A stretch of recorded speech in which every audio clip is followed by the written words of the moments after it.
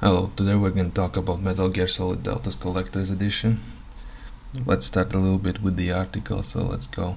Metal Gear Solid Delta's Collector's Edition looks like it might have been distributed by Wish. In both examples shared on Reddit, the Snake figure included in the diorama doesn't really look like Snake at all. Amid the replies commenting on how disgusting it is, Metal Gear fans have mocked Snake's new look, likening it to a budget figure of Jesus Christ you might find on your aunt's dusty sideboard. Now, looking at the picture myself, it really is awful. I mean, it really looks like it was so low quality. Because, I mean, first of all, you pay a lot of money for collector's editions, some in the hundreds even. It depends on the collector's edition you're trying to buy, but I think this one was like $200 if I'm not mistaken. I'm not entirely sure, so don't quote me on that. But yeah, just looking at the picture of a Snake, he really doesn't resemble Snake at all. I don't know what happened with the production of it. They just don't care anymore, which seems to be the industry standard nowadays. They just don't care about the products they're selling, because they like to sell us broken products that are still not fixed. For example, Monster Hunter Wilds, it's still not fixed. Can't play it with my little brother because his game just keeps crashing. So let's get into a little bit more in the article. They also mentioned that Metal Gear Delta has scored well on the reviews front, although reviewers wouldn't have needed to knock points off for being given a naked Snake figure that looks like Chuck Norris cosplaying the iconic character in a made-for-TV movie. The remake has an 87 on OpenCritic, which, even though it's slightly less than the original, still puts it right up there with some of the most highly rated games of the year. Despite its high scores, the Collector's Edition isn't the first complaint we've heard about the game, even though it's only a day old. There have been rumblings of performance issues, with gamers pinning the blame on Unreal Engine 5. Now, they're not just rumblings, and this is what I've noticed quite a lot, not even recently, for a while now. The PC releases get absolutely destroyed. You can have a phenomenal game on consoles, whether it's Xbox or PS, but the PC release will be fundamentally broken on release. Case in point, you can play final words, man.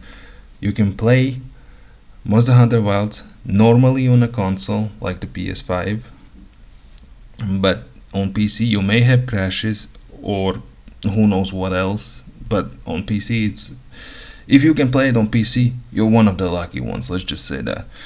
And in this case, it's also like console releases apparently are fine, but the PC releases where it's broken. I think the only recent game that I've played that was on release fine on PC was like Black Myth Wukong. I think the rest of them have been just broken messes.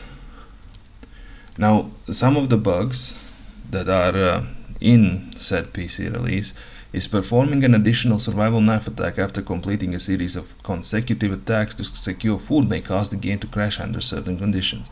Removing the crocodile cap from the survival viewer while it is equipped may cause the game to crash under certain conditions. Collecting food when a hungry crocodile is nearby may cause the game to crash under certain conditions. Transitioning from a roll into a crawl may result in the character model floating in midair under certain conditions. In areas where the camera switches to intrusion view, character movement may become restricted under certain conditions. Opening the radio window under certain conditions may cause the game to crash. They could have just summarized this as, if you play the game, it may crash.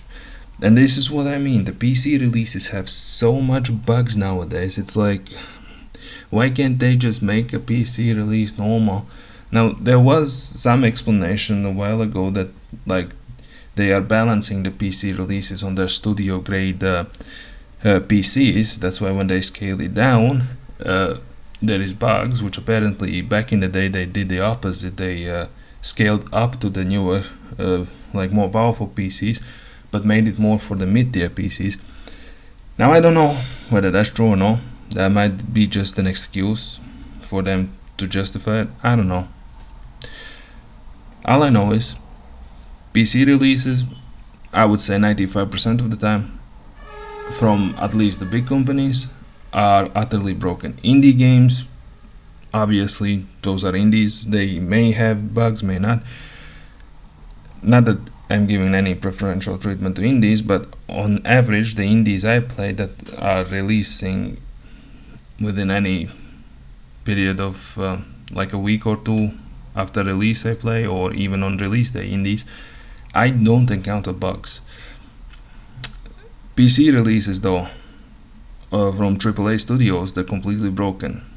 It doesn't matter which of the big studios, they most likely are gonna be broken. Pre-ordering nowadays is well, not advised at all. I don't care what you do with your money or whatever. It's yours to spend, you earned it. But at the same time, it's not really a great decision to invest in a product that it's almost guaranteed to be broken on release if you're playing on PC. Which is a sad state to be in. You pay $80, $60, $70, whatever it is, you pay the price for a product they promised to deliver, but they deliver it broken, and there's nothing you can do about it. They deliver a broken product. You have to deal with it. That's all there is to it. You cannot do nothing about it, but just wait until fixes.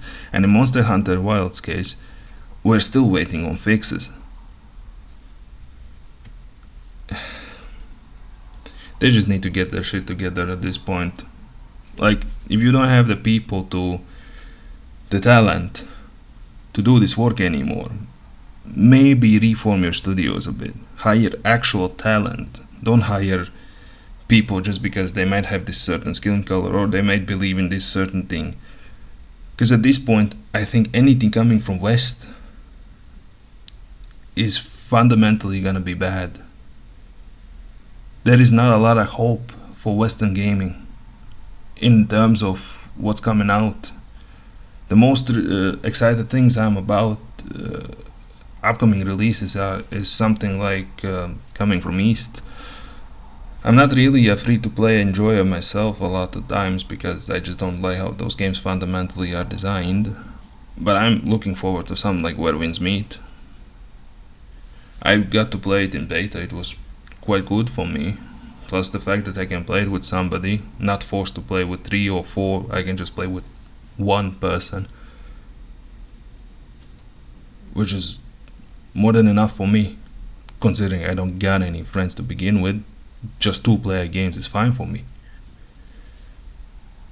Which is just a sad state of Western gaming. They need to finally refocus, or they are gonna lose their audience to the East completely. They wanna bash Eastern games for their concepts, but their concepts are interesting. They don't limit themselves because of some certain things. Well, obviously they have to apply with the rules that are in said countries if they wanna sell those games there. There's still the stigma going on around Eastern games, especially Chinese games with the government and shit, but it is what it is. But they are breaking into the gaming market, which I'm all for it. The Chinese gaming market has been pretty much non-existent, and they have some fantastic ideas they could bring to the gaming market. Now we'll see what the gaming market brings in the future. Well, I kinda steered off the topic from Metal Gear, but whatever. That will be all for today's video, so I'll see y'all next time.